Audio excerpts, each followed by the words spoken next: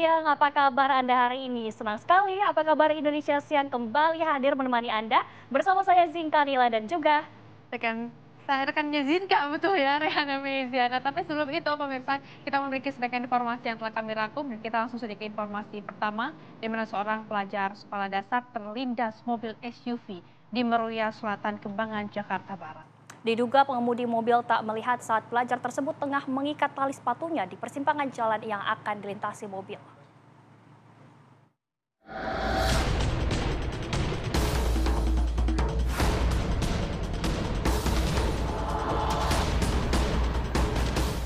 Seorang pelajar sekolah dasar terlindas mobil SUV di Jalan Masjid Al-Ikhlas di kawasan Kembangan, Jakarta Barat. Peristiwa kecelakaan ini terekam kamera CCTV warga. Dalam rekaman CCTV ini terlihat korban yang tengah berjalan tiba-tiba berhenti di persimpangan untuk mengikat tali sepatu.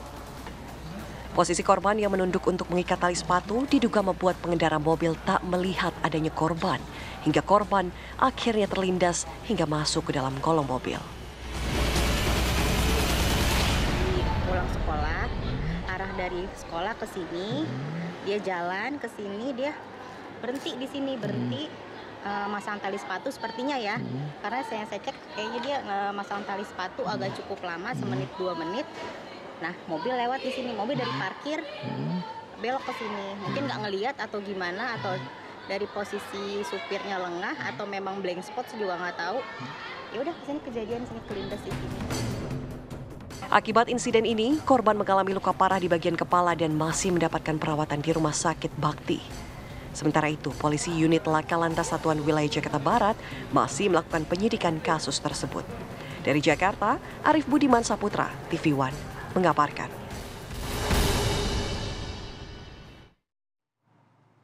Pemirsa, 6 orang yang diduga pelaku perundungan terhadap seorang remaja putri di Kota Sungai Penuh Jambi berhasil ditangkap tim Macan Kincai Satreskrim Polres Kerinci Jambi guna proses lebih lanjut.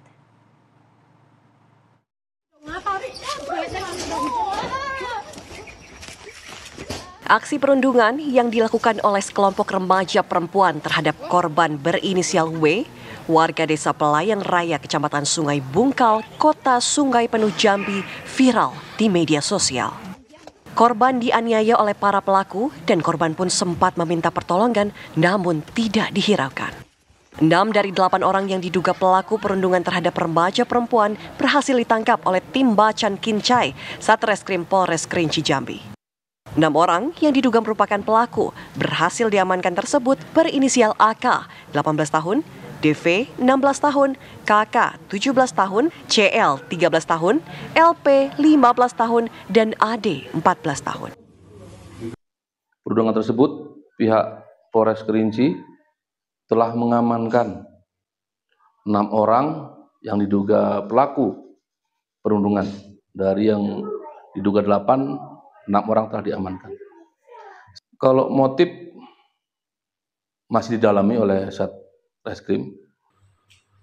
Keenam pelaku yang ditangkap saat ini sudah dimintai keterangan dan proses lebih lanjut untuk mengetahui motif dari perundungan atau bullying yang dilakukan oleh para pelaku. Dari Kota Sungai Penuh Jambi, Arizal Antoni, TV One mengabarkan.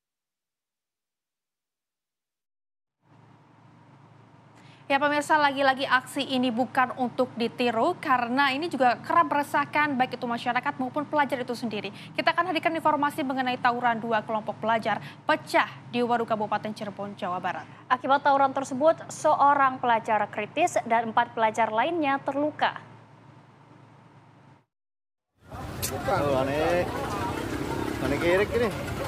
Pelajar ini tergeletak di jalan dengan kepala bersimbah darah. Diduga korban terpental saat motor yang ditumpanginya menghantam gerobak. Sementara 4 pelajar lainnya mengalami luka meskipun tidak separah rekan yang tergeletak di jalan.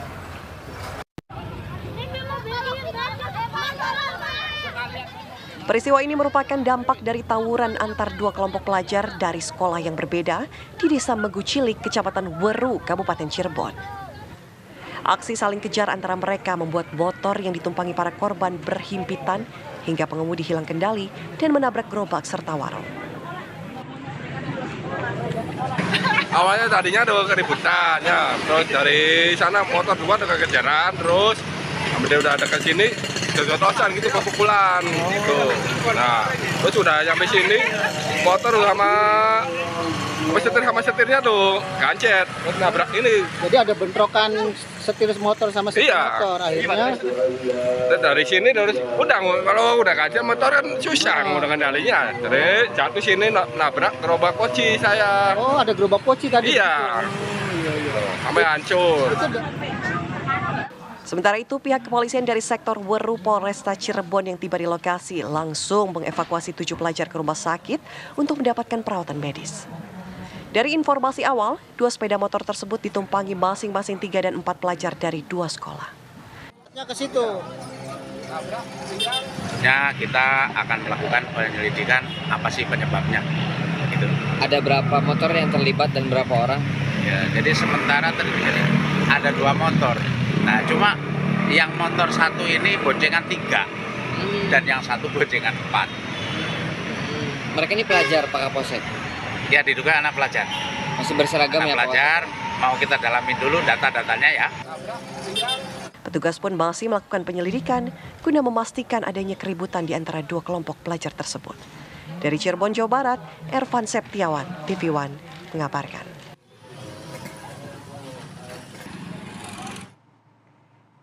Pemirsa, unit Jatendra Satreskrim Polres Asahan berhasil menangkap sebanyak puluhan geng motor yang terlibat tawuran di Pondok Jati, Jalinsum, Asahan, Sumatera Utara yang mengakibatkan seorang pengamen alami luka tusuk di bagian perut.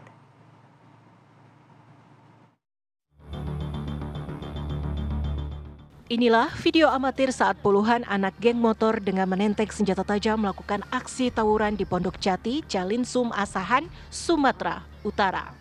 Para pelaku saling serang antara kelompok geng motor lainnya dan sempat menghambat pengguna jalan karena aksi tawuran. Nahasnya, seorang pengamen menjadi salah sasaran saat melintas di lokasi kejadian hingga mengalami luka bacok dan tusukan di perut. Menindaklanjuti laporan korban, polisi bergerak cepat meringkus para pelaku di salah satu rumah yang dijadikan kumpulan geng motor.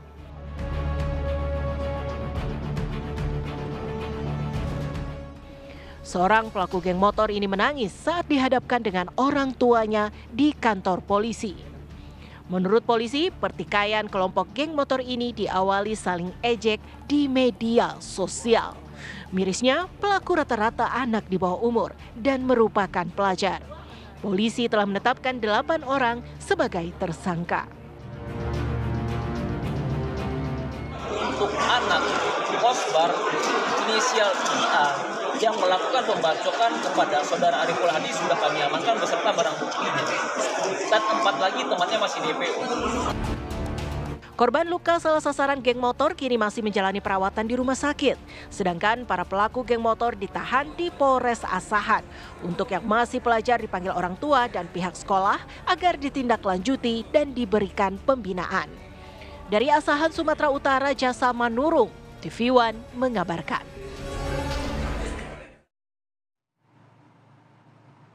Kita akan hadirkan informasi lainnya pemirsa, tapi tidak untuk ditiru karena kekerasan dalam rumah tangga ini kembali terjadi. Salah satunya adalah tidak tahan dengan ulah suami yang kerap mabuk-mabukan. Tidak peduli dengan keluarga dan juga kerap memukuli seorang istri di Panakukang, Kota Makassar, Sulawesi Selatan, nekat tikam suami dengan kunci motor.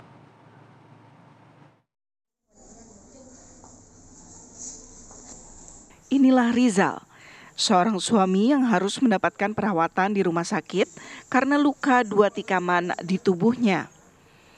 Pelaku penikaman tersebut tak lain adalah istri korban. Bukan tidak beralasan istri korban menikam suaminya. Dari penuturan Erni, istri korban, dirinya sudah tak kuat dengan ulah suami. Kan ada cekcok ada chat. Iya. Terkait apa itu cekcoknya? Terkait berkelahi. Nah, seperti biasa. Aku bilang mak. Nah bilang bukan anaknya, siapa ndak sakit itu. Dia bilang begitu bukan anaknya. Jadi aku bilang, ku tanya ki minum kok. Dia bersenang-senang sama temannya. Nah saya di rumah. Ada nu peduli anak, ada nu peduli ndak ada.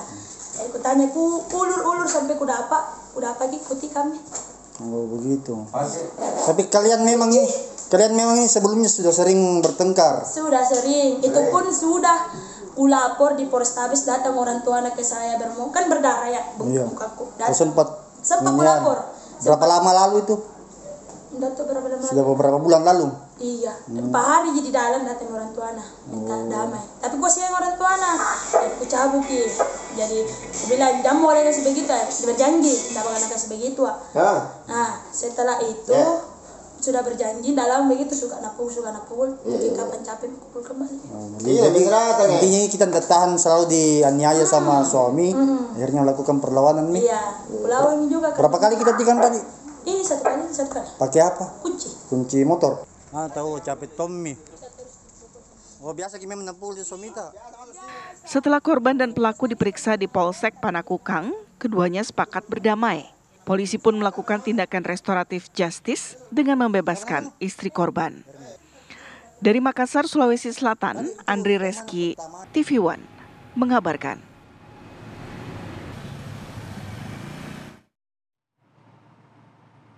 Pemirsa, kami hadirkan informasi lainnya untuk Anda, di mana warga dan para pelajar di Kecamatan Waluran, Kabupaten Sukabumi, Jawa Barat terpaksa menyeberangi Sungai Cikarang untuk beraktivitas karena jembatan penghubung antar kecamatan putus diterjang banjir bandang.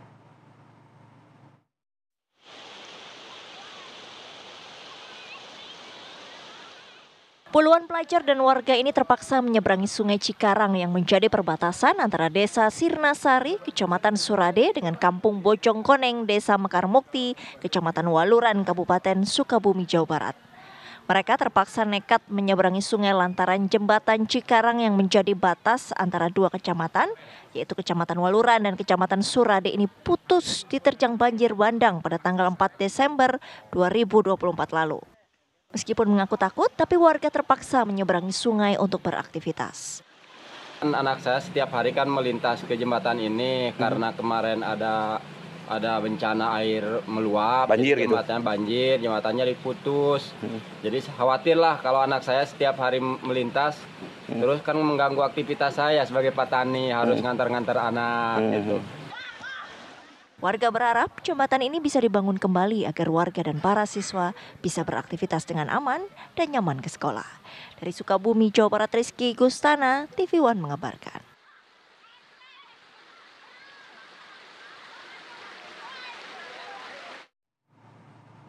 Pemirsa, kita hadirkan informasi lainnya karena kekerasan bukan hanya terjadi kepada manusia, tapi hewan juga bisa, pemirsa.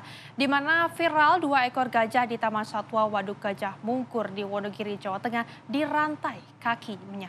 Pihak pemerintah daerah menyebut gajah-gajah itu tidak selalu dirantai, hanya saat tertentu demi keamanan pengunjung dan juga gajah itu sendiri. Lihat gajah ini, udah tempatnya kecil, seiprit gini doang, dirantai pula. Kayak sedih banget. Sedih. Inilah video yang sempat viral di media sosial terkait 2 gajah yang dirantai kakinya yang berada di objek wisata Gajah Mungkur, Wonogiri, Jawa Tengah. Dalam video viral tersebut dinarasikan bahwa kondisi gajah dalam keadaan dirantai dan kandang yang sempit. Menanggapi video yang viral tersebut, pemerintah daerah setempat menuturkan setiap sore atau malam gajah-gajah tersebut memang dirantai untuk menjaga keamanan bagi gajah itu sendiri. Meski begitu, setiap malam selalu ada pawang yang akan menjaga di situ untuk memberikan pakan pada malam hari. Namun tidak setiap saat gajah-gajah tersebut selalu dirantai karena setiap pagi sebelum pengunjung berdatangan, ia dan 2 pawang lainnya selalu mengajak 2 gajah tersebut berjalan-jalan di pinggiran Waduk Gajah Mungkur. Hal itu rutin dilakukan karena bagian dari perawatan gajah sehingga tidak benar jika gajah selalu dalam keadaan dirantai. Tidak selalu, Mbak. Ini kan setiap pagi sebenarnya diumbar, dinaikin kita di apa sih? Diangon, diangon pinggir waduk gitu nggih. 1,5 jam sampai 2 jam. Ini infonya baru birahi? Iya, yang jantan. Jadi kemarin itu dirantai siang-siang karena birahi? Bukan, itu kan sebenarnya nggak siang, Mas. Kalau dari fotonya itu kan fotonya sudah bersih. Itu pasti sore, pas kita sudah pulang. Berarti ini dirawat terus ya, Mas? Dirawat terus.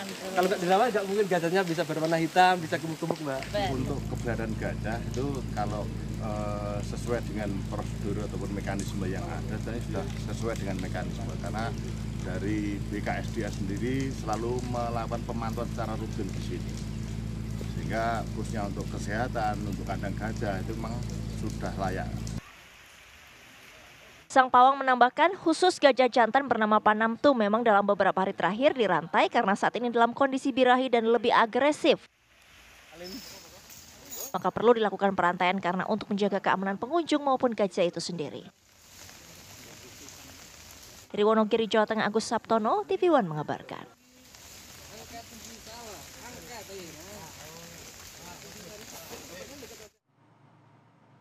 Pemirsa, anggota Polsek Pager Ageng meninggal dunia usai menyelamatkan wisatawan yang tenggelam di Pangandaran, Jawa Barat.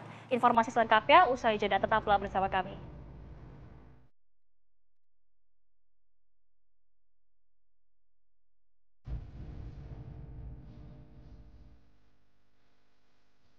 Anggota polisi itu meninggal dunia diduga karena kelelahan.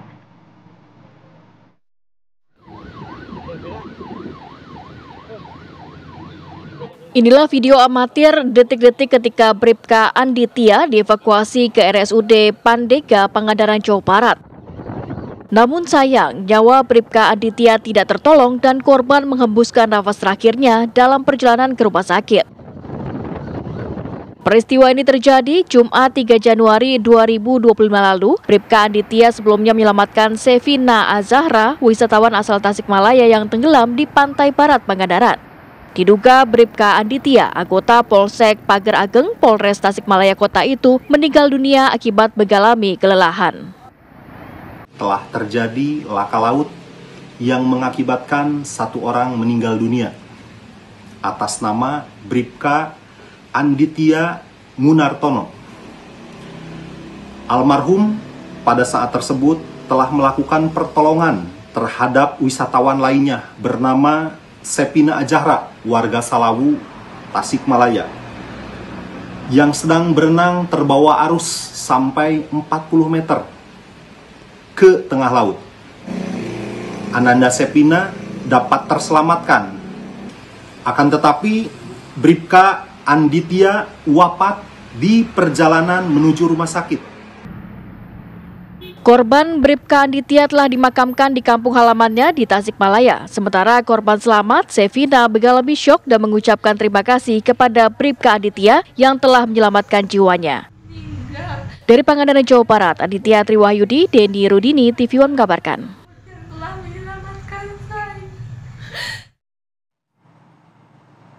Ya pemirsa, untuk mengetahui kronologi kejadian dan perkembangan terkini, kami sudah terhubung dengan AKBP Mujianto, Kapolres Pangandaran. Selamat siang, Pak Kapolres. Selamat siang, Mbak. Iya, Pak Kapolres, mungkin sebelumnya boleh Pak dijelaskan bagaimana kronologi dari peristiwa tersebut, Pak? Pertama-tama, kami mengucapkan belasungkawa kepada rekan kami, yaitu Aibda Anometra Anditya Munartono, anggota Polsek Pager Ageng, Kabupaten Polres Tasikmalaya Kota. Jadi perlu kami sampaikan berkaitan dengan kronologis, ya memang betul pada hari Jumat tanggal 3 Januari 2025 sekitar pukul 15.30, korban bersama 2 orang saksi sedang ada korban 2 orang saksi sedang berenang di sekitar pos 4 Pantai Barat Pangandaran. Jadi 2 orang tersebut berenang kemudian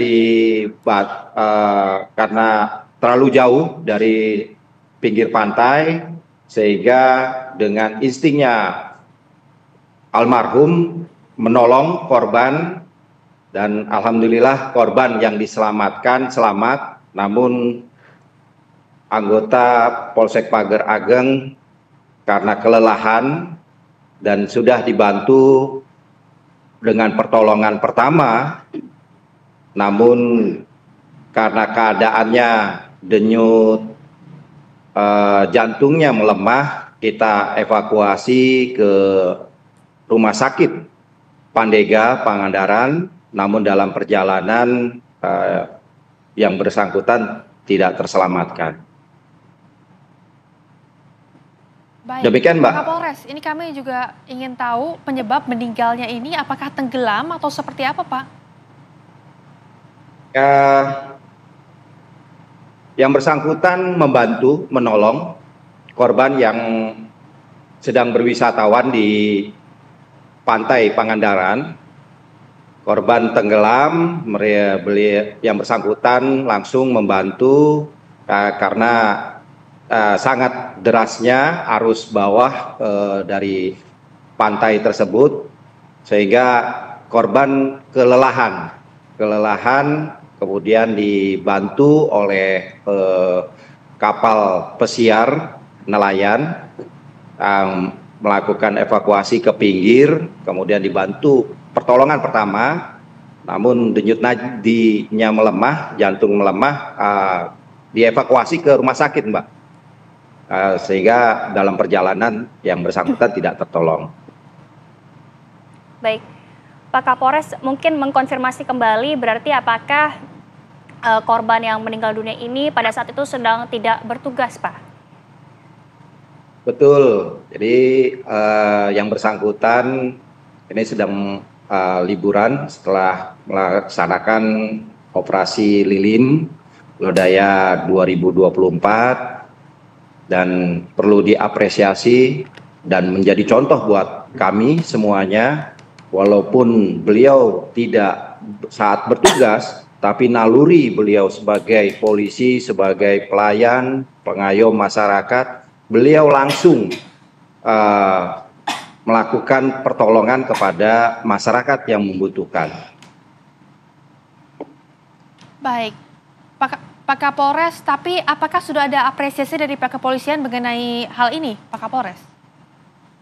Alhamdulillah, kami juga berterima kasih kepada Bapak Kapolri yang telah memberikan penghargaan kepada almarhum dengan menaikkan pangkat satu tingkat dari pangkat sebelumnya, yaitu dari Bribka menjadi Aibda. Demikian, Mbak.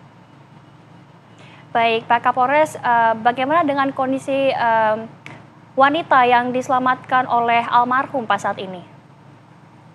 Alhamdulillah, kondisi saat ini korban atas nama Sevina ya sudah beraktivitas seperti biasa, korban dengan selamat dan kembali kepada orang tua. Demikian, Mbak.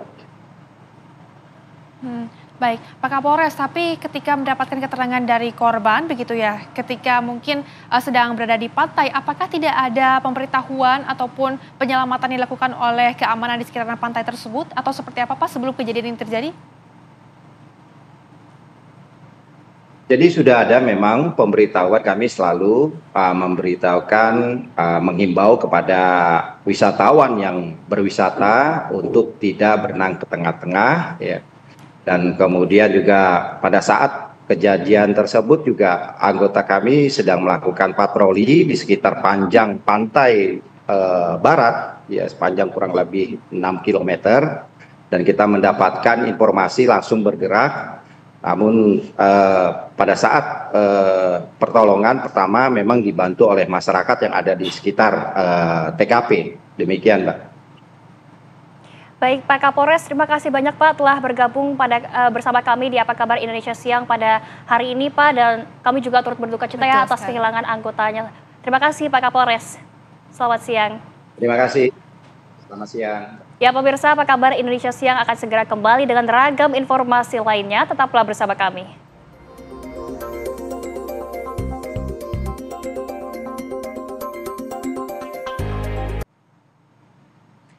Masih bersama kami pemirsa di Apa Kabar Indonesia Siang, kita ke informasi selanjutnya di mana Menteri Kesehatan Budi Gunadi Sadikin memastikan virus human metapneumovirus atau HMPV bukanlah virus baru, melainkan virus lama yang beredar sejak tahun 2001 di seluruh dunia. Ya, Menkes juga mengatakan kabar virus yang tengah merebak di Cina bagian utara bukan virus HMPV, melainkan virus influenza biasa, yakni virus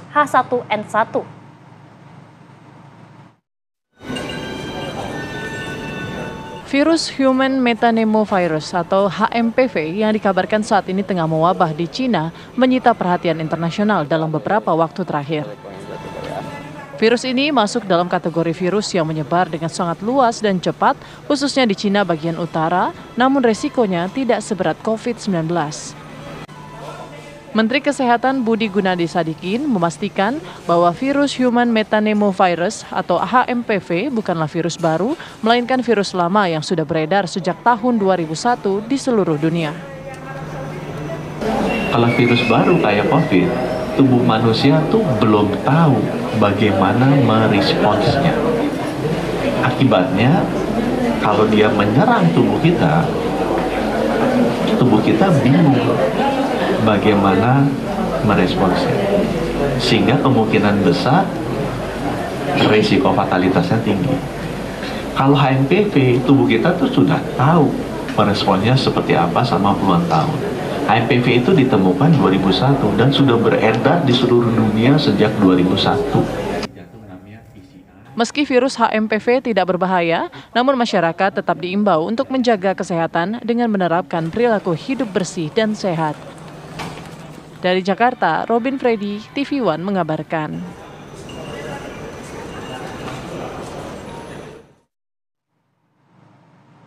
Pemirsa, sejumlah bahan pokok mengalami kenaikan harga di beberapa daerah akibat cuaca yang ekstrim. Ya, salah satunya adalah komoditas yang terpantau mengalami lonjakan tinggi, yaitu cabai.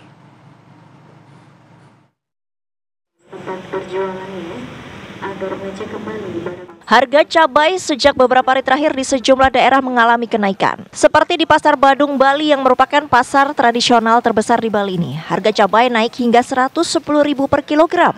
Bahkan sempat menyentuh Rp120.000 per kilogram dari harga normal Rp50.000 per kilogram. Tingginya harga cabai ini dikeluhkan pedagang karena banyak pembeli yang terpaksa mengurangi belanja cabai.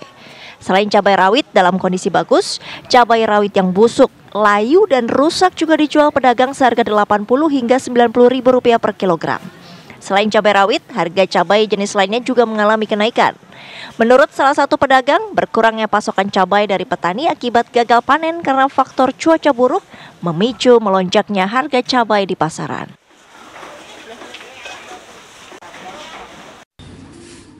Naiknya harga cabai juga terjadi di Pasar Soreang, Kabupaten Bandung, Jawa Barat. Harga cabai rawit ini di pasar tembus harga Rp120.000 per kilogram, yang sebelumnya Rp40.000 per kilogram. Sedangkan harga cabai keriting merah saat ini dijual dengan harga Rp60.000 per kilogramnya. Selain cabai, harga sayur dan komoditas lainnya juga mengalami kenaikan. Kondisi ini dipicu kurangnya pasokan akibat cuaca buruk yang terjadi di sejumlah daerah. Harga cabai di Pasar Karangketung, Kota Pasuruan, Jawa Timur juga mengalami kenaikan yang signifikan.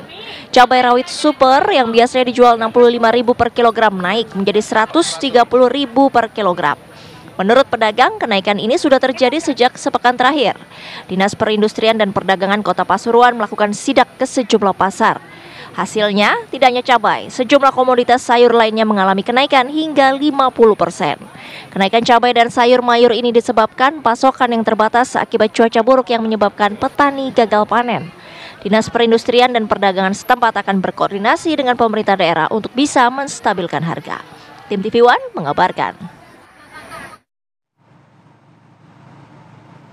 Pemirsa, masih ingatkah Anda mengenai kasus penembakan yang terjadi di Tangerang? Kita akan hadirkan informasinya karena buntut dari kasus penembakan bos rental mobil serta dugaan ketidakprofesionalan dalam melaksanakan tugas Kapolsek Cinangka dan 2 anggota Polsek lainnya kini dimutasi. Yaitu Kapolsek Cinangka dan 2 Kapolsek Cinangka AKP AIK dan anggotanya Brigadir DA serta Bribka DI dimutasi ke bagian pelayanan markas atau Yanma Polda Banten. Mereka dimutasi berdasarkan surat telegram Kapolda Banten tanggal 7 Januari 2025 tentang mutasi personel di lingkungan Polda Banten. Ketiganya dimutasi untuk menjalani pemeriksaan Bitpropam Polda Banten karena dugaan tidak profesional dalam melaksanakan tugas.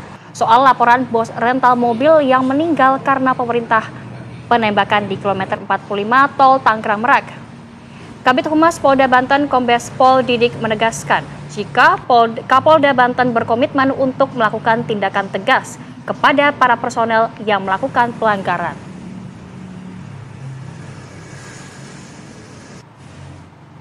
TR yang tandai Bapak Kapolda bahwasanya ada mutasi jabatan di lingkungan Polda Banten, yaitu Kapolsek Cinangka dan 2 anggota lainnya terkait dengan apa yang telah terjadi, yaitu mempertanggungjawabkan dan saat ini sedang nanti mutasinya di Yanma untuk proses pemeriksaan oleh Bitpropam. Mutasi ke mana tadi Pak? Di Yanma. Di Yanma. Di Yanma Polda Banten dalam rangka pemeriksaan Bitpropam Polda Banten. Ya pemirsa, kami hadirkan informasi lainnya di mana pihak kepolisian dari Polres Metro Jakarta Utara menetapkan 5 orang menjadi tersangka atas pengeroyokan terhadap seorang wanita di Pluit Selatan, Penjaringan, Jakarta Utara. 5 orang tersangka tersebut merupakan satu keluarga.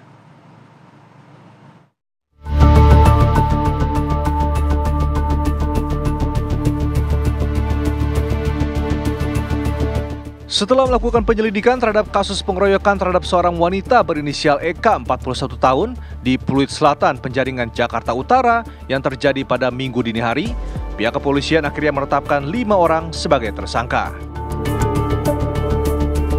5 orang tersangka merupakan satu keluarga yang terdiri dari ibu berinisial K 42 tahun dan keempat anaknya yang berinisial EWH laki-laki 21 tahun, VS perempuan 22 tahun, BDP laki-laki 22 tahun, CDK perempuan yang masih di bawah umur berusia 16 tahun. Wakasat Reskrim Polres Metro Jakarta Utara mengatakan, atas perbuatan itu para tersangka ditetapkan pasal 170 KUHP terkait penganiayaan dengan ancaman penjara di atas 5 tahun. Sedangkan seorang tersangka yang masih di bawah umur dikenakan wajib lapor. Polisi juga akan memeriksa suami tersangka atas tuduhan perselingkuhan terhadap korban. Diketahui motif penganiayaan terhadap korban Eka lantaran ia diduga dituduh selingkuh dengan suami tersangka. Motif sementara yaitu diduga korban ini selingkuh dengan si korban. Suami tersangka selingkuh dengan korban. Semuanya 5 ditetapkan tersangka, terus ditahan 4 orang, 1 masih anak-anak, wajib lapor ya, karena dia masih di bawah umur. Dijamin oleh bapaknya sendiri. Semua satu keluarga, masih keluarga. Sebelumnya viral di media sosial, seorang wanita dikeroyok di tengah jalan oleh 5 orang yang terdiri dari 3 wanita dan 2 pria. Bahkan, korban sempat ditelanjangi. Akibat dari kejadian tersebut, korban mengalami luka-luka di bagian wajahnya. Dari Jakarta, Dava Akbari, TV One mengabarkan.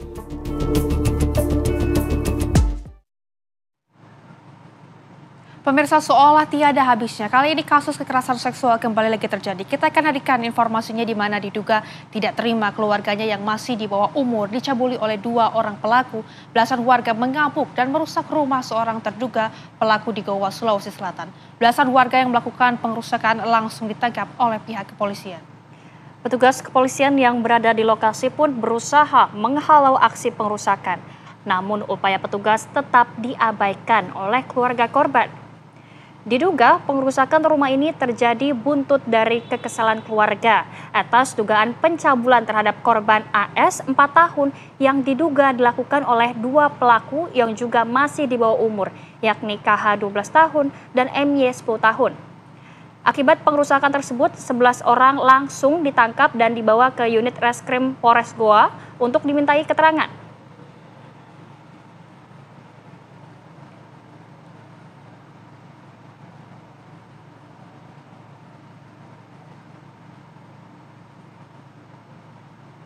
Pemirsa, peristiwa unik yang dialami seorang balita berusia 4 tahun terjadi di Padang, Sumatera Barat. Ya, saat bermain jari manis korban masuk ke dalam pengunci gembok di pintu rumahnya. Petugas damkar pun pemirsa langsung turun tangan untuk memotong grendel besi tersebut.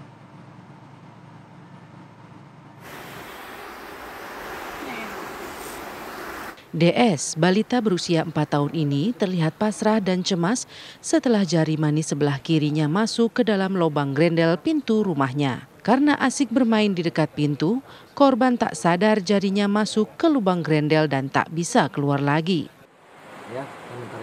Orang tuanya pun cemas lantaran jari manis anaknya tak bisa lagi keluar hingga membengkak dan membiru. Mereka meminta bantuan Damkar Kota Padang melakukan evakuasi. Dengan sangat hati-hati, petugas mulai membebaskan jari manis korban menggunakan gerinda mini. Sebelumnya jari manis kecil ini diberi alas pelat besi agar gerinda tidak melukai jari. Selain itu, selama proses pemotongan besi grendel dari bahan baja ini, petugas terus menyiramkan air agar jari korban tidak panas dan terkena gerinda.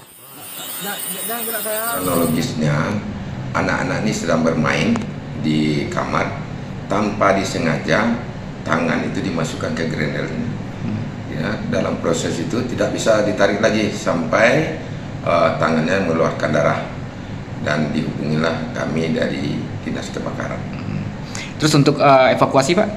Untuk evakuasi alhamdulillah bisa kami laksanakan, lebih kurang setengah jam selesai penanganannya. Proses evakuasi jari korban berhasil dilakukan setelah petugas memotong grendel kunci gembok. Beruntung jari manis korban tidak mengalami luka yang serius. Dari Padang, Sumatera Barat, Wahyudi Agus, TV One mengabarkan.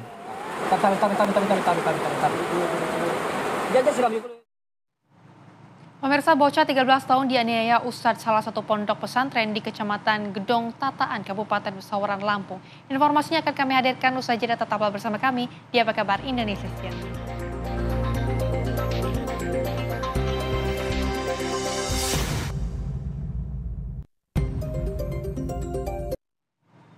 Pemirsa, Anda kembali menyaksikan Apa Kabar Indonesia Siang. Kita lanjutkan informasi berikutnya, pemirsa. Bocah 13 tahun dianiaya Ustadz salah satu pondok pesantren di Kecamatan Gedong Tataan, Kabupaten Pesawaran, Lampung.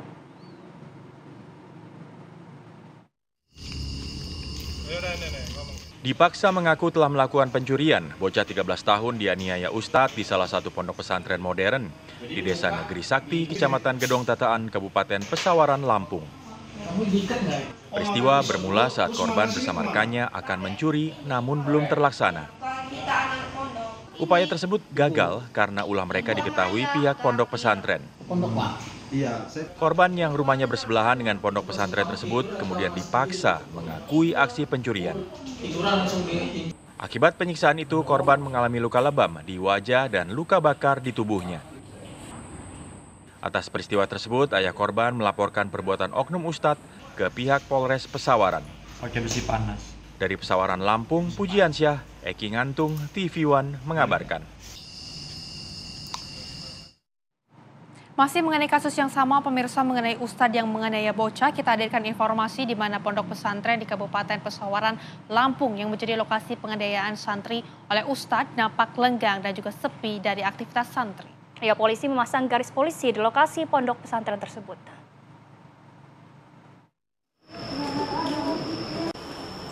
Pasca penganiayaan bocah berusia 13 tahun di Pondok Modern Pesona Al-Quran Kabupaten Pesawaran, Lampung pada Sabtu 4 Januari 2025 lalu. Kini kondisi pondok pesantren nampak lengang dan sepi dari aktivitas santri. Selain itu, terlihat di lokasi tempat kejadian perkara sudah terpasang garis polisi dari Polres Pesawaran, Lampung. Diketahui jarak antara rumah korban dan pelaku penganiayaan merupakan satu kompleks dengan lokasi pondok pesantren tersebut. Sementara itu, Kepala Dinas Pemberdayaan Perempuan dan Perlindungan Anak Kabupaten Pesawaran, Lampung, Maisuri, mengatakan setelah mengetahui kejadian tersebut, korban sudah dilakukan pendampingan, yaitu pendampingan visum di Rumah Sakit Bayangkara. Selain itu, petugas juga akan memberikan rujukan ke psikolog klinis untuk menghilangkan rasa trauma yang dialami korban.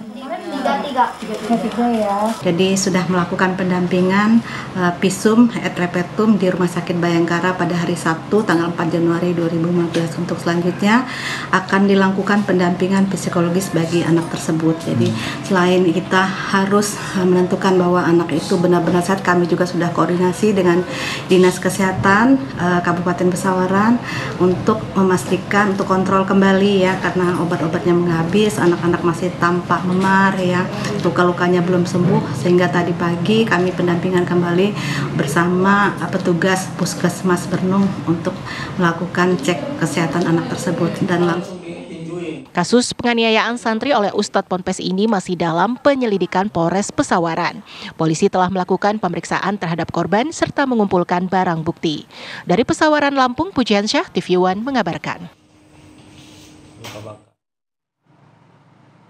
Ya pemirsa, untuk mengetahui kronologi kejadian dan perkembangan terkini atas kasus penganiayaan anak ini, kami sudah terhubung di siang hari ini dengan Bapak Rohadi Mahardiansyah selaku ayah korban. Selamat siang, Pak. Siang.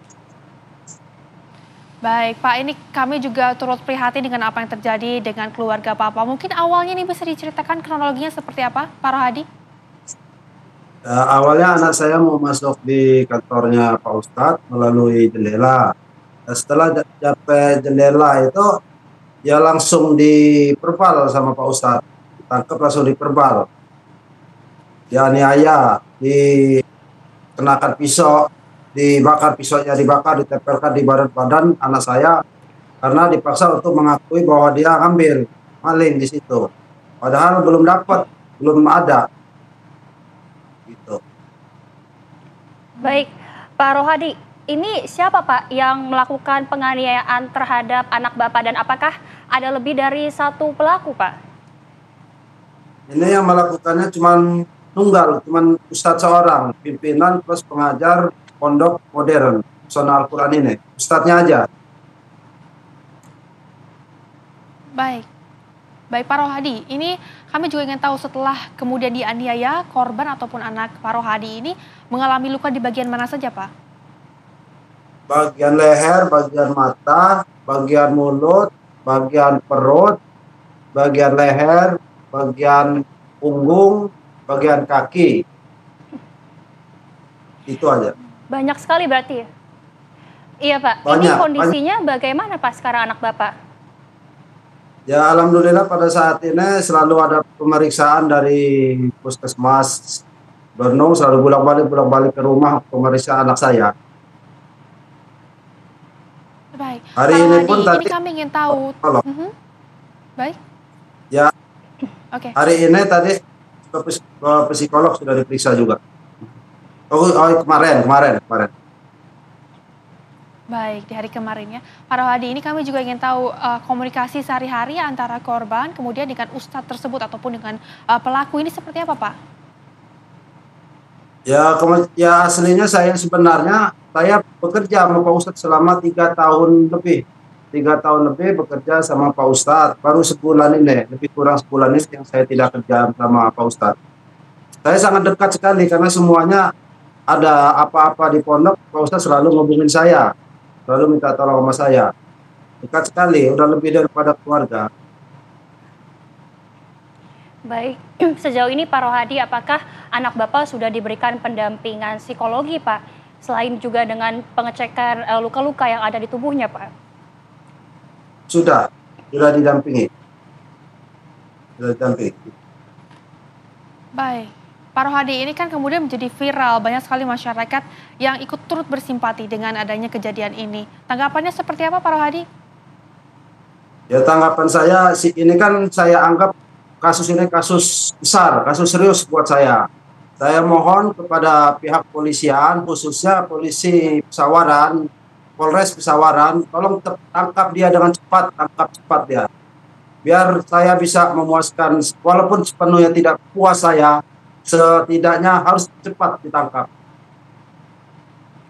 Amin. Baik, Pak Rohadi, sejauh ini bagaimana Pak respon dari pihak kepolisian? Apa saja yang sudah dilakukan, Pak? Ya sejauh ini lagi proses saja, belum ada penangkapan, sudah 3 hari ini. Saya minta ada keputusannya kalau bisa hari ini gitu.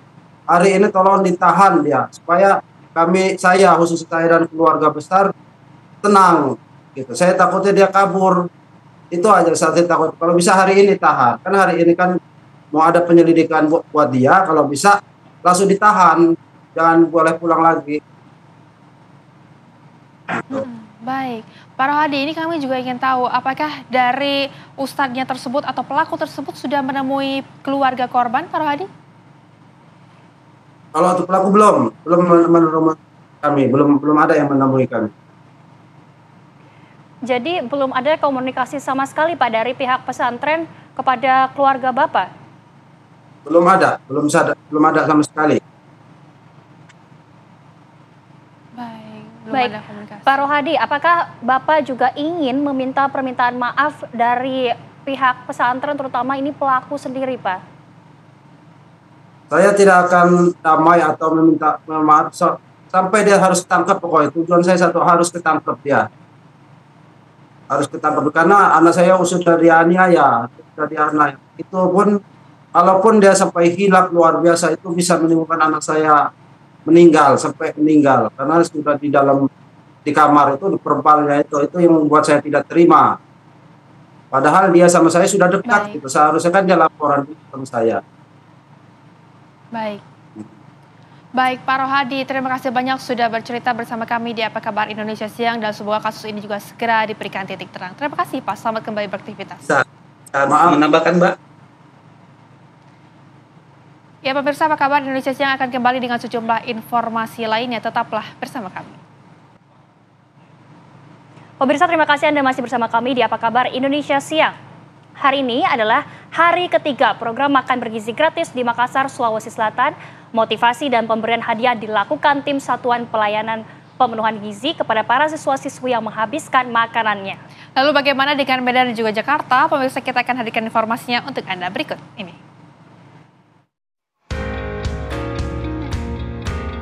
286 siswa sekolah dasar Impres Tamaung 4, Kecamatan Panakukang, Kota Makassar menerima program makanan bergizi gratis yang dilaksanakan Satuan Pelayanan Pemenuhan Gizi Badan Gizi Nasional.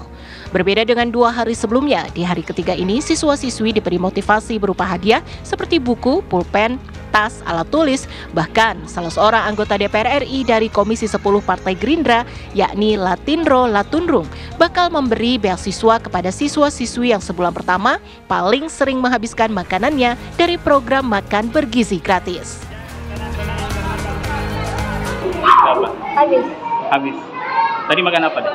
Sayur, nasi, susam, ayam. Enak ji makanannya? Iya. Enak ji? Tak suka ji? Iya. Banyak itu makanannya? Sedikit? Sedang-sedang. Sedang-sedang ji? Dari jari cepat kita kasih habis gini? Iya.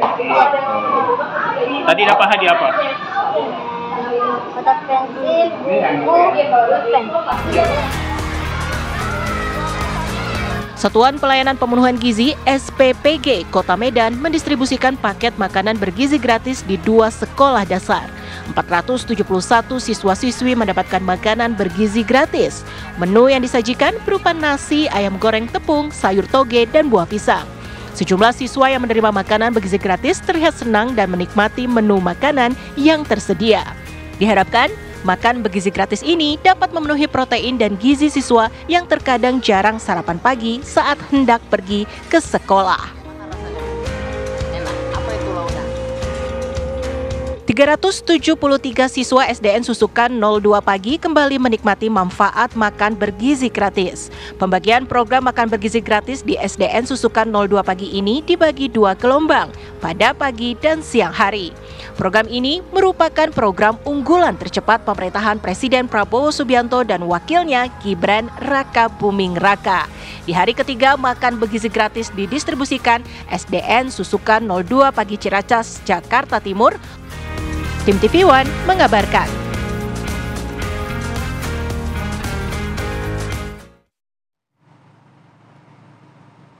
Ya pemirsa, kita akan hadirkan informasi lainnya untuk Anda dari Riau, di mana seorang pria di Pekanbaru Riau menjadi korban penikaman oleh 2 orang tak dikenal saat meminta tagihan sampah di sebuah warung. Saat itu salah satu pelaku membawa senjata dan melepaskan tembakan ke udara saat hendak ditangkap warga.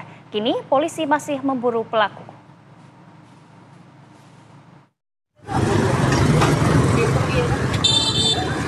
Beginilah suasana saat dua orang pelaku hendak kabur usai menikam seseorang di sebuah kedai harian di Jalan Hang Tuah, Kota Pekanbaru, Riau. Korban yang sempat melarikan diri terus dikejar para pelaku yang kembali menikam korban di bagian punggung. Pelaku juga melepaskan tembakan ke udara untuk menakuti warga yang berusaha menghentikan para pelaku. Korban kemudian dilarikan ke rumah sakit.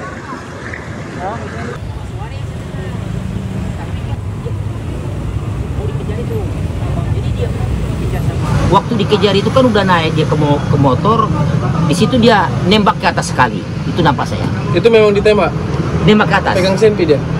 Itu saya nampak saya meletusnya. Berapa kali, Pak? Yang nampak saya satu kali, yang tidak nampak satu kali, ya 2 kali tembakan. 2 kali tembakan ke atas? 2 kali suaranya? Usai peristiwa tersebut, pihak kepolisian langsung melakukan olah TKP.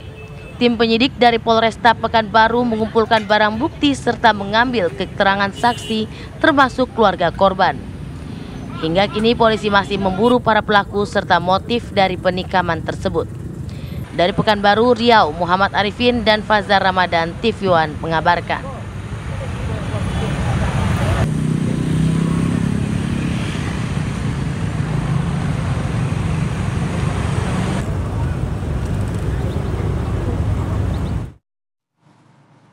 Pemirsa, kami hadirkan informasi lainnya untuk Anda di mana misteri kematian satu keluarga yang terdiri dari ayah, ibu dan seorang anak berusia 3 tahun di Kampung Poncol, Kelurahan Cirende, Kecamatan Ciputat Timur pada 15 Desember 2024 lalu mulai terkuak. Ya, 3 pekan sudah kematian suatu keluarga, penyelidikan polisi akhirnya mendapat kejelasan.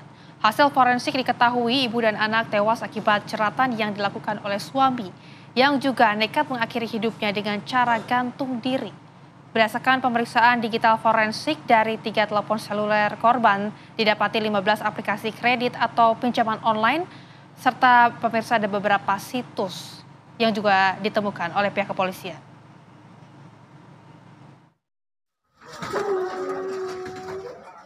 Tiga pekan sudah kematian satu keluarga, penyelidikan polisi akhirnya mendapat kejelasan.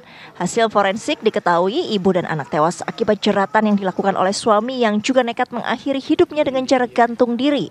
Berdasarkan pemeriksaan digital forensik, dari 3 telepon seluler korban didapati 15 aplikasi kredit atau pinjaman online, serta 4 situs judi online yang sudah digunakan sejak 2023.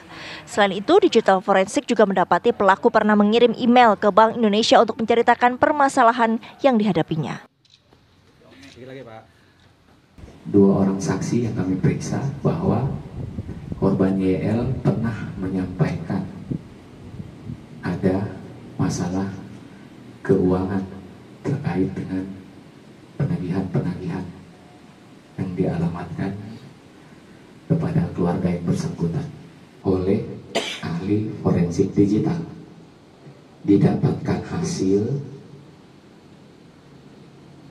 di HP milik korban AF ditemukan beberapa bukti akses terhadap aplikasi,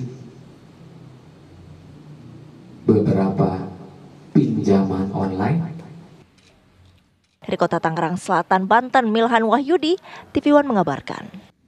Dan seluruh rekan-rekan. Pemirsa, kami akan hadirkan beragam informasi lainnya. Tetaplah bersama kami di Apa Kabar Indonesia Siang.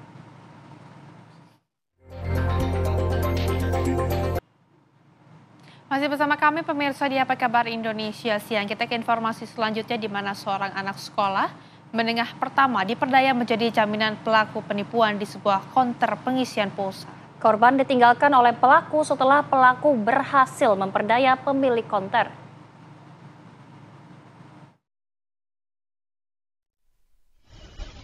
Aksi penculikan seorang anak yang masih berstatus pelajar sekolah menengah pertama terekam CCTV di salah satu konter yang berada di Jalan Adipura, Kecamatan Panakukang, Kota Makassar, Sulawesi Selatan.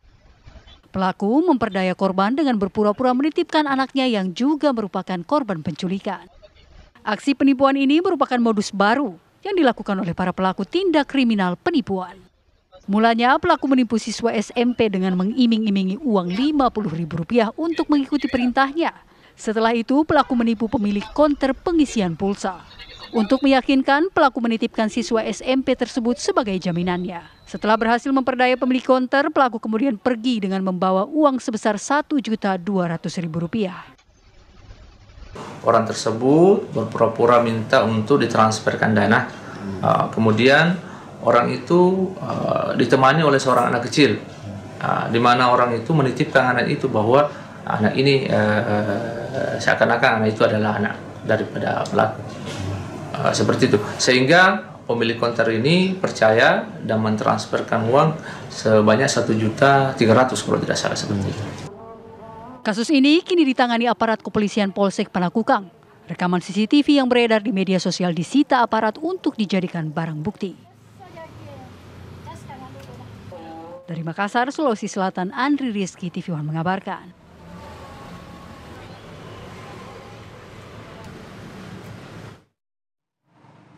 Pemirsa, penipuan transfer dengan modus titip anak merupakan modus baru yang dilakukan pelaku. Lantas bagaimana korban anak bisa ikut pelaku untuk melancarkan aksinya? Kita sudah tersambung dengan Ibu Wati yang anaknya menjadi korban penculikan. Selamat siang, Bu Wati. Siang. Iya, Bu Wati, mungkin bisa diceritakan, Bu, dari keterangan anak Ibu ini seperti apa, Bu, pelaku meminta anak Ibu? Di sekolah itu keluar main. Dipanggil katanya minta bantuan untuk angkat barang. Kalau selesai angkat barang itu mau digaji, katanya mau digaji. Selesai angkat barang baru dikasih uang. Cuman dia bilang sebentar, enggak lama. Jadi itu anak mau ikut, nah bilang biar saya antar karena sebentar Ji katanya. Baik. Bu Wati, tapi Ibu Wati apakah mengetahui ataupun melihat begitu identitas pelaku ini seperti apa, Bu Wati? Tidak sama sekali. Saya tidak melihat semua yang ada itu, yang pelaku itu tidak saya lihat. Cuma itu teman-temannya yang lihat, bilang itu anakku diambil sama orang, dipanggil untuk angkat barang, kasih uang katanya. Baik, Bu Wati, apakah maksud kami di mana anak Ibu ini bertemu dengan pelaku, Bu? Di depan sekolahnya di Bayangkara. Baik, di depan sekolah artinya Bu, pihak dari sekolah ini berarti tidak mengetahui tentang kejadian ini ya, Bu Wati? Iya, pihak sekolah tidak tahu kalau anakku itu pergi sama orang. Dia tidak tahu sama sekali. Baik, lalu anak Ibu dibawa ke konter tersebut. Apa yang anak Ibu bilang kepada petugas di konter tersebut, Bu? Tidak ada dia bilang, dia tidak tahu, dia tidak seperti kakaknya bilang lincah bicara, tidak. Dia tidak tahu bicara seperti kakaknya bilang apa, tidak, dia tidak tahu sama sekali. Dia cuma disuruh tinggal, dia disuruh pergi masuk teraan, ambil apa namanya itu top up dana katanya, baru dia disuruh titip misalnya di situ di konter. Oke, baik. Bu Wati, tapi setelah kejadian ini anak Ibu saat ini seperti apa kondisinya, Bu? Apakah kemudian mengalami trauma atau bagaimana, Bu? Dia kayak orang linglung. Kalau ditanya itu seperti ya kayak orang enggak seperti biasanya. Bahkan sempat tadi pagi dia demam. Apakah anak Ibu cerita, Bu, mungkin anak Ibu juga terkena modus seperti hipnotis atau seperti apa, Bu?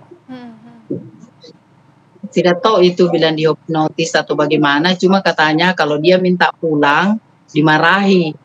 Dia bilang dimarahi, terus kalau katanya dia banyak gerak atau berteriak, katanya mau dipukul.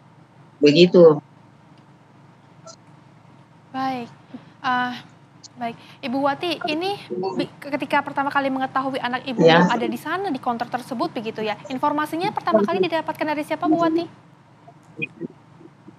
Dari teman sekolahnya. Katanya anakku dibonceng sama orang. Udah pergi anak tak dari jam 10 atau keluar main itu dibawa anak tak keluar. Nah sampai sekarang belum pulang. Pulang kakaknya juga dari sekolah. Bilangnya juga begitu, bilangnya tidak ada memang dia keluar di sekolah. Tidak ada juga di rumahnya temannya. Baru kita pergi melapor di kantor polisi. Sekitar jam-jam 12. Baik, setelah Ibu mendapatkan informasi begitu, berarti Ibu langsung menuju ke lokasi ya Bu?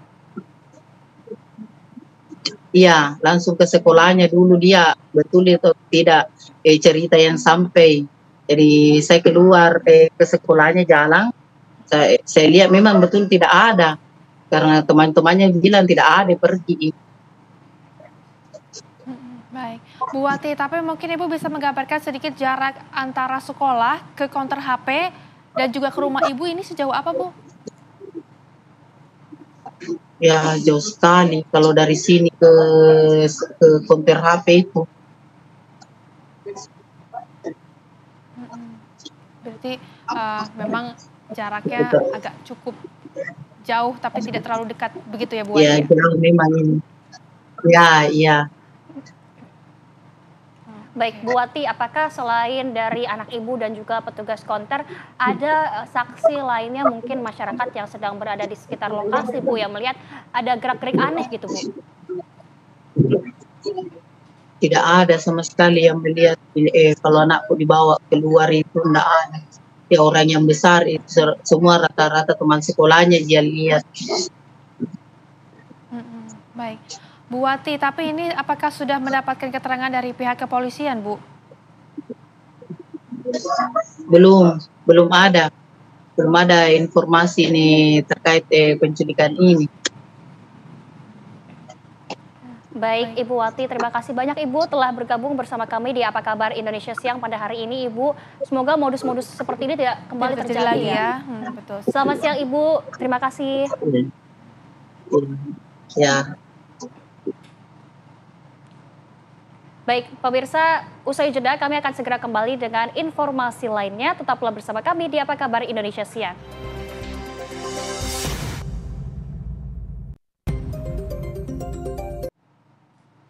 Masih bersama kami, pemirsa di Apa Kabar Indonesia Siang.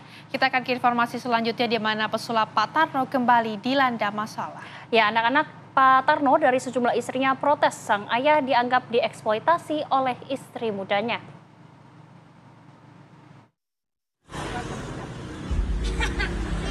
Setelah videonya berjualan mainan di depan sebuah SD viral di media sosial, pesulap senior Pak Tarno mendapatkan banyak simpati dari berbagai pihak.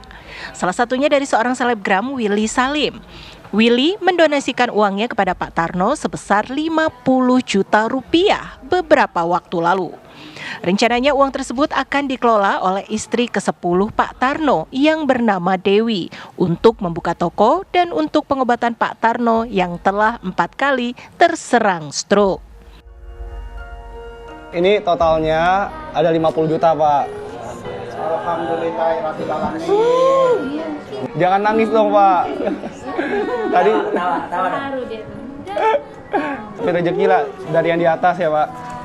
Iya. Saya jadi ingat kakek saya. 30 juta buat Bapak ambil tempat usaha. Iya. Setahun tadi kan? Iya. Sekali tempat tinggal. Oh, bener-bener anak. Iya.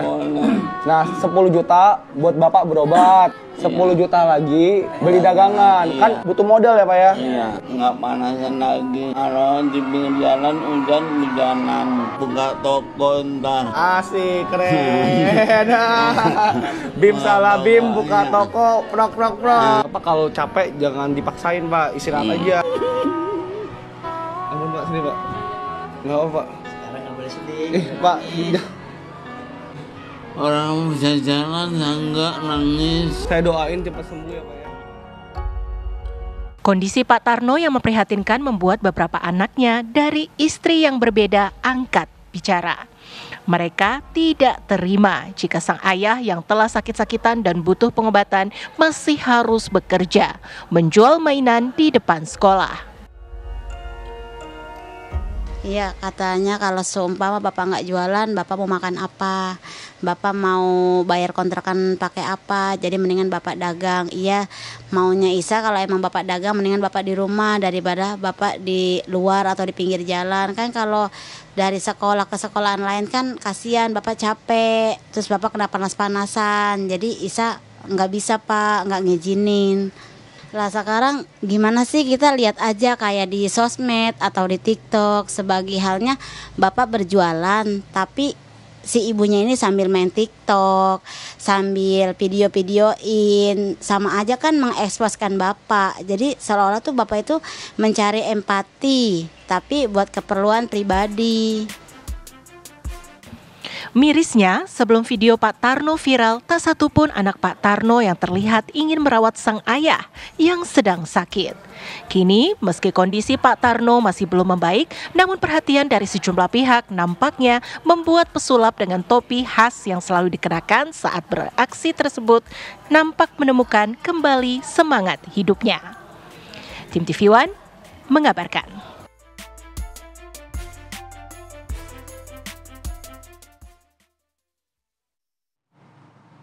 Ya pemirsa, untuk mengetahui seperti apa masalah rumah tangga yang dialami oleh Pak Tarno, kami sudah terhubung di siang hari ini dengan Mbak Aisyah selaku anak dari istri kedua Pak Tarno. Selamat siang Mbak Aisyah. Siang Kak, siang. Baik. Mbak Aisyah, ini kami sempat mendapatkan informasi kalau adanya protes begitu ya yang menganggap jika Pak Tarno ini kemudian dieksploitasi. Ini seperti apa, mungkin bisa diceritakan Mbak Aisyah kepada kami?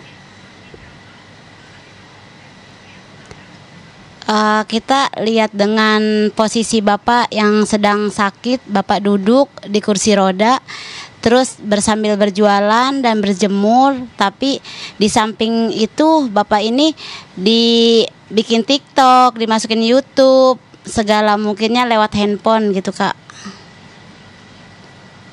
Oke, Mbak Aisyah kalau boleh tahu ini siapa ya yang meminta Pak Tarno sendiri untuk berjualan, Mbak?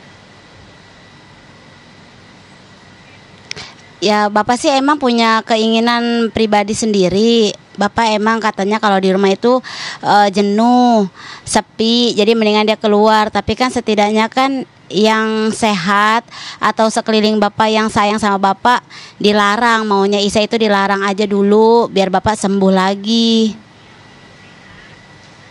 Baik, Bu Aisyah, ini kan artinya mungkin Pak Tarno ini kalau diam begitu tidak bisa, jadi harus terus bekerja begitu ya. Tapi pekerjaannya sebagai pesulap ini apakah hingga saat ini masih dijalani? Masih dijalanin, Bapak lagi sakit begini masih nerima job. Jadi maunya jangan terima job dulu. Baik, Mbak Aisyah, apakah dari anak-anak Bapak sendiri ini ada yang suka menemani Bapak ketika bekerja, baik berjualan ataupun ketika sedang kerja sebagai pesulap, Mbak? Maksudnya gimana, Kak? Iya, apakah ketika Pak Tarno sedang bekerja seperti berjualan ataupun sedang melakukan jasa sulapnya ini ada anak-anaknya yang menemaninya, Mbak? Nggak ada yang menemaninya sih, cuma intinya di sini nggak terima aja kalau Bapak ini dibawa berjualan atau berdagang. Baik, Bu Aisyah, tapi apakah sudah disampaikan kepada istrinya Pak Tarno yang mungkin ini kemudian juga mohon maaf sekali, Bu Aisyah ini istri terakhirnya mengenai hal tersebut? Saya dari istri yang kedua, saya mempunyai 2 saudara. Saya udah sering ngomong sama ibu, Bu, kalau bisa Bapak jangan berjualan, kasihan panas-panasan. Kalau bisa Bapak istirahat. Jadi kalau bisa emang ibu aja yang jualan untuk sementara Bapak sakit. Jadi ibu yang mengelola dagangan Bapak aja dulu. Baik, Mbak Aisyah, ini kan diinformasikan bahwa sudah mendapatkan beberapa donasi begitu dari selebgram dan juga artis-artis Indonesia. Kemudian uang donasinya ini apakah tidak cukup begitu untuk menghidupi Pak Tarno dan juga keluarganya untuk sementara waktu, Mbak Aisyah? Kalau masalah itu Kak, donasi saya nggak tahu menau ya Kak, dan saya juga nggak mau tahu. Kalau emang masalah donasi, Kakak tanyakan saja kepada yang menerima atau yang mengelola donasi Bapak ini Kak.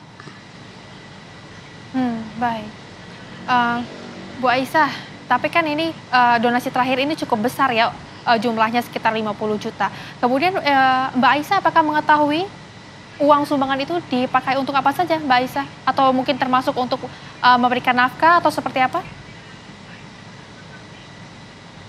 Saya nggak tahu ya Kak, soalnya saya nggak pernah Bapak cerita atau donasi dari si A, si B, Bapak nggak pernah cerita, ataupun istrinya Bapak nanya ini buat diapain donasi, nggak pernah ngomong, jadi saya nggak pernah tahu apa-apa.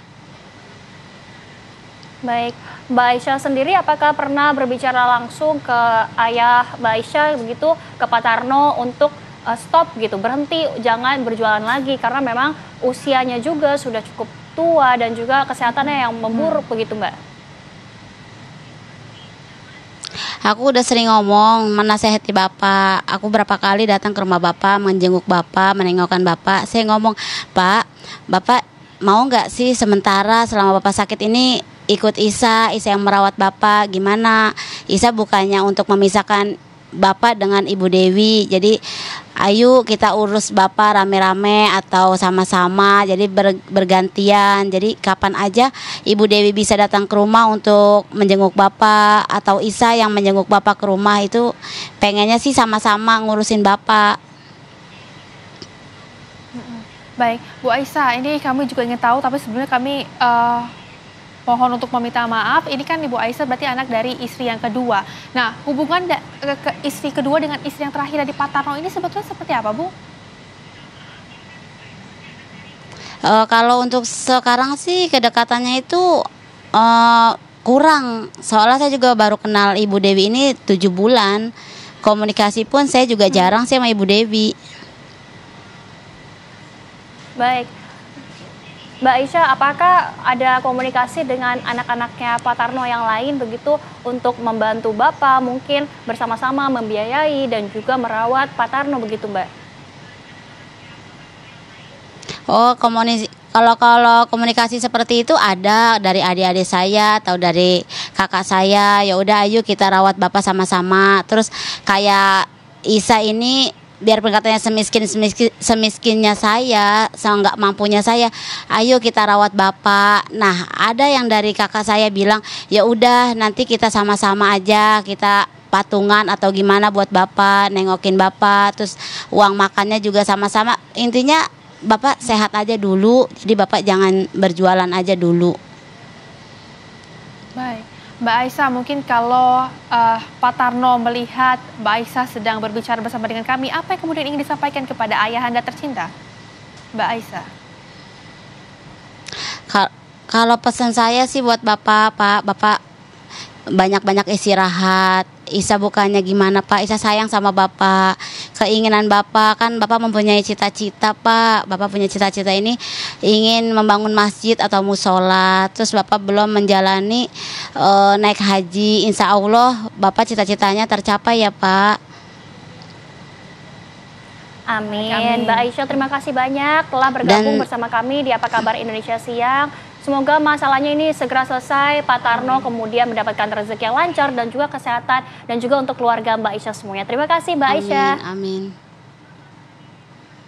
Sama-sama Kak. Ya pemirsa, Apa Kabar Indonesia Siang akan segera kembali dengan ragam informasi menarik lainnya. Tetaplah bersama kami. Masih bersama kami pemirsa di Apa Kabar Indonesia Siang. Nah, ini cocok banget nih untuk Anda yang ingin melepas penat sekaligus menikmati keunikan alam, plus di pemirsa menyegarkan tubuh dengan pijatan serta lulur belelang. Nah, bisa banget ya Riana. Ya. Gimana nih pemirsa, di kawasan Baturaden, Banyumas, Jawa Tengah, semua itu bisa didapatkan jika Anda mengunjungi Pancuran Pintu atau Pancuran 7.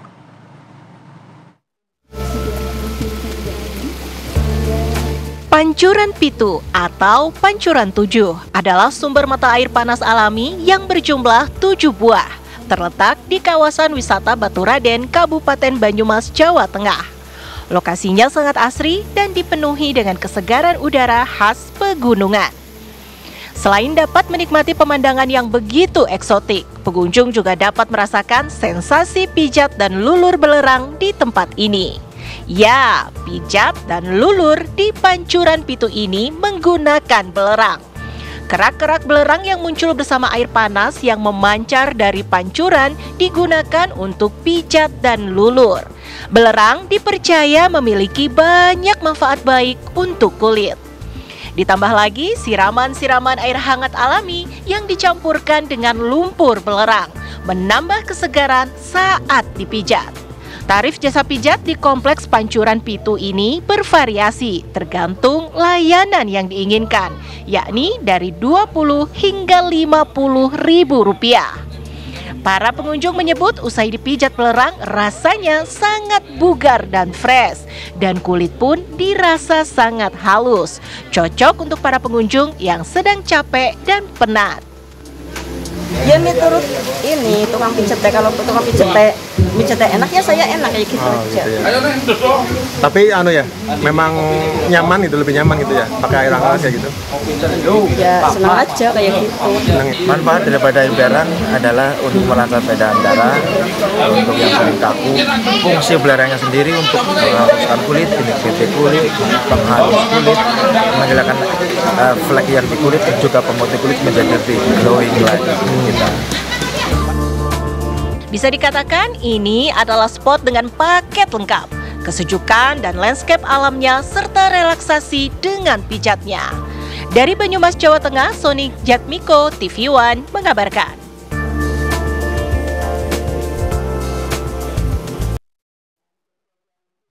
Pemirsa, kami hadirkan informasi dari mancanegara. Film Mufasa tempati posisi pertama film box office Amerika Serikat di sepekan pertama tahun 2025. Dari cuplikan yang tadi kamu udah nonton film apa aja, Zi? Aku belum nonton semuanya, tapi aku tuh pengen banget nonton Moana sebenarnya. Iya, aku juga. Ntar kita jangan lupa ya ke bioskop bareng. Abis ini kita nonton ya? Abis ini nonton ya. Oke. Pemirsa, informasi tadi sekaligus menutup perjumpaan kita di Apa Kabar Indonesia siang hari ini. Saya Zinkanila. Dan juga saya Rehana Mezia, izin pamit undur diri. Terima kasih dan sampai jumpa pemirsa. Sampai jumpa pemirsa.